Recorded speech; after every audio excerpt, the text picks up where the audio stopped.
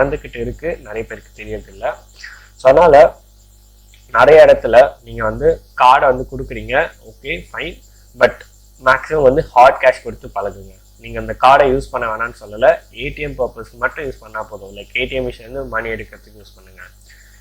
Okay, இது வந்து நமக்கு ப்ரைவேட்டாக மட்டும்தான் நடக்குமா, ஏடிஎம்லாம் நடக்காதான்னு கேட்டிங்கன்னா அப்படிலாம் கிடையாது, ஏடிஎம்லேயும் நடக்கும். ஏடிஎம்ல எப்போவுமே ஏடிஎம்குள்ளே போன உடனே நீங்கள் ஃபஸ்ட் செக் பண்ண விஷயம் என்னன்னு பார்த்தீங்கன்னா, உங்களை சுற்றி எங்கே கேமரா இருக்குன்னு சொல்லிட்டு பாருங்கள். கண்டிப்பாக ஒரு 2-3 சிசிடிவி இருக்கும், அதை நான் சொல்லலை. சுற்றி ஒரு பக்கம் ஒரு செகண்ட் வியூ பண்ணி பாருங்கள்.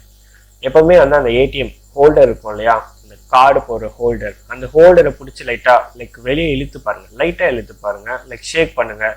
ஏதாவது உங்கள் கைக்கு வந்து ஏதாவது தெரியுதா, லைக் அது மேலே வந்து ஏதாவது ஸ்ட்ரிப் ரீடர் வச்சுருந்தாங்கன்னா உங்கள் கை கூடிய வரும், அதோட க்ளோன் காப்பி அப்படியே உங்கள் கை கூடிய வரும். ஓகேவா? ஸோ அதனால் ஃபஸ்ட்டு ஒரு 2 மினிட்ஸ் அதெல்லாம் செக் பண்ணுங்கள். அதெல்லாம் செக் பண்ணிட்டு அப்புறம் வந்து நீங்கள் எங்கே